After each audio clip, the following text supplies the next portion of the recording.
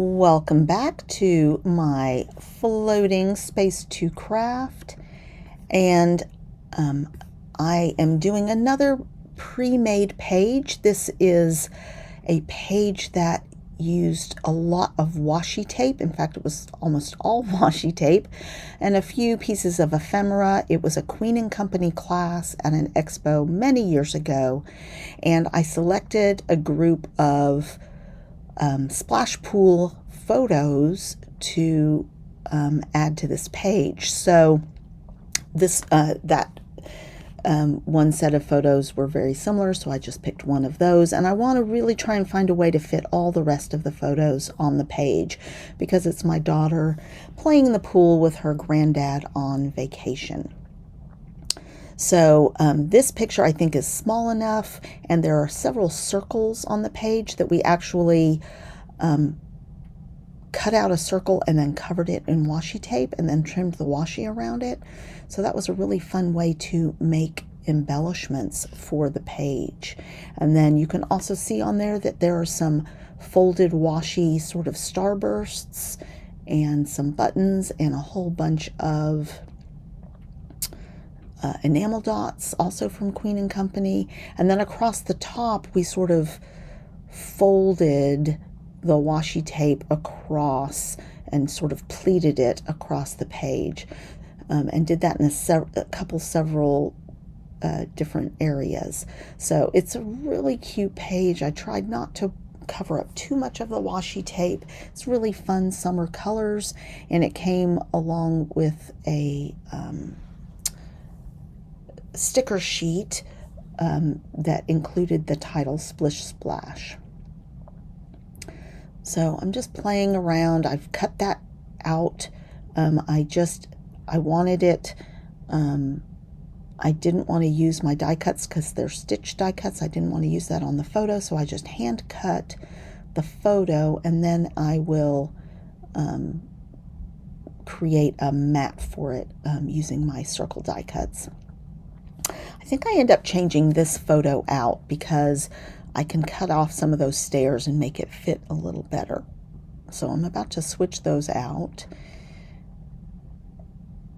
and then make this a little bit smaller just to give it a little breathing room on the page, because I do want to also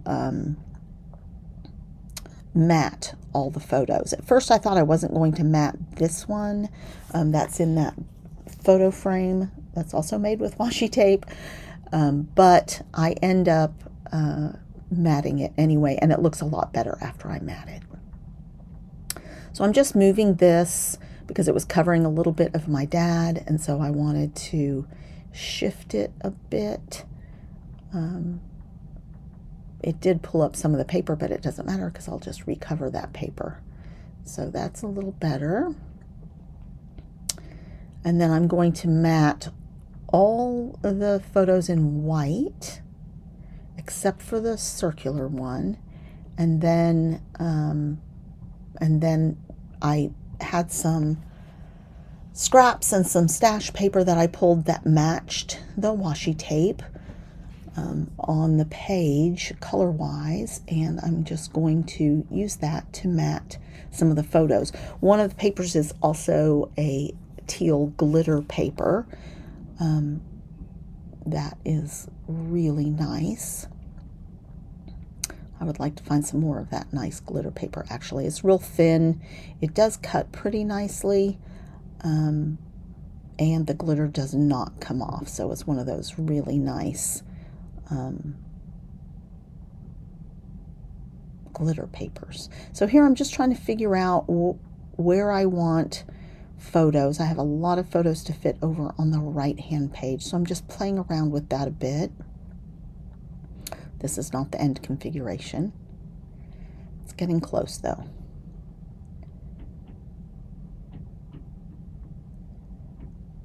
So just trying to decide which photos I want in which location. And if you enjoy watching me turn my scraps into cards, following this video, I actually will have 2 videos posted over the next couple of days where I take the the scraps that I had just for matting, and I actually make 2 cards out of those scraps. And the colors are pretty fun. So you're about to start seeing me pull out the papers that I have for mats. This is the glitter paper. Just double checking the right size.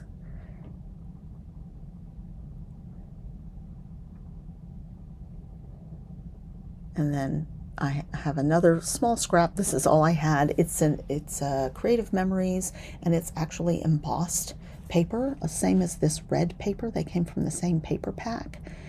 And the colors are just perfect with this Queen & Company washi tape. So here, I didn't have to trim this to make it fit, but I was being conservative with my paper use, and if I trimmed a little bit off, then I could put it on the same piece of white cardstock as a mat. So, and I didn't lose substance from the photo that way. So just trying to fit everything into a nice spot where it makes sense. Now I've still only matted those in white, so now I'm going to start committing and doing some colored mats. And if I do a colored mat on one side of the page, I like to replicate that same color mat on the other page. When I'm doing a 2-page layout, I just feel like it makes it a little less jarring and makes it make a little bit more sense.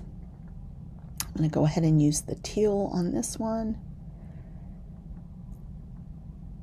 Now, so far I've only used, or I'm planning to only use the glitter in one spot, and that is as a mat for that circular. I'm not going to double mat that one picture. And then I have this polka dot, and it is actually Stampin' Up. So I'm going to try and make sure that that appears a couple times on the page.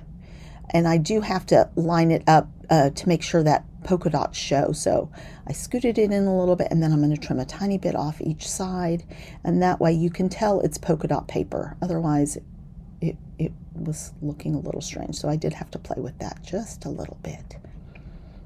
So I'm going to get out my Scout. Remember, I'm on vacation, so I didn't bring all of my tools and everything that I normally use. And I only have small dies because I just brought the Scout, but it does work pretty well.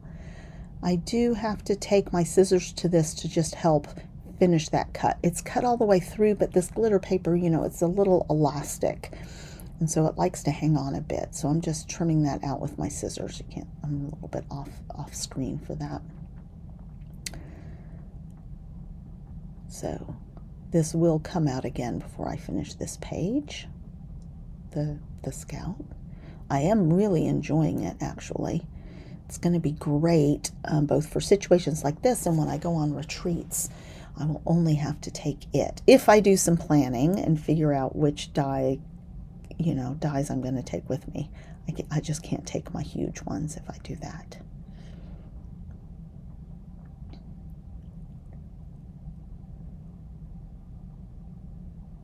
All right, so I've kind of settled on the layout for this side of the page.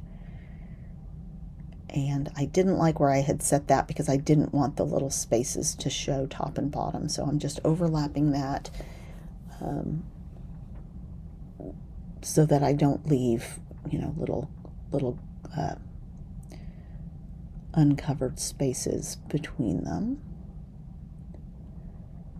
And then this one, I'm like, okay, I think it's going to look better if I mat it also. So it's like a triple mat.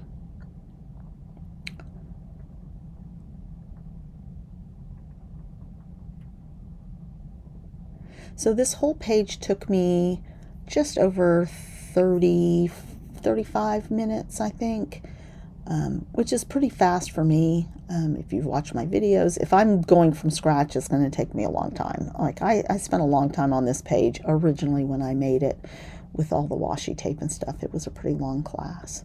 So I'm really liking that. I just have that one little white space at the bottom that I need to do something about, but I have a plan.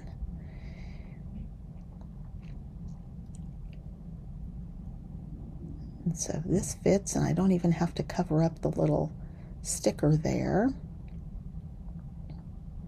So I'm really liking the composition of this right now, and now I want to figure out something for that little space, and I need a little journaling spot. So I'm going to bring that glitter paper over to the other side and look through my few dies that I brought with me, and I have a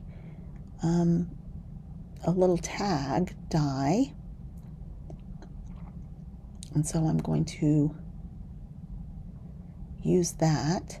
Now, because I'm on the glitter paper, I decided maybe I should add a little bit of a shim. So I had this little white piece of scrap paper that I use as a shim. And then I'm going to end up cutting that up to make the journaling spot. So the glitter paper will just be a frame around that journaling spot. And here, but I still had to use the scissors, but it was pretty easy to use. So here, and I just use a pencil to mark it rather than measuring, and I still have to trim it a little bit more.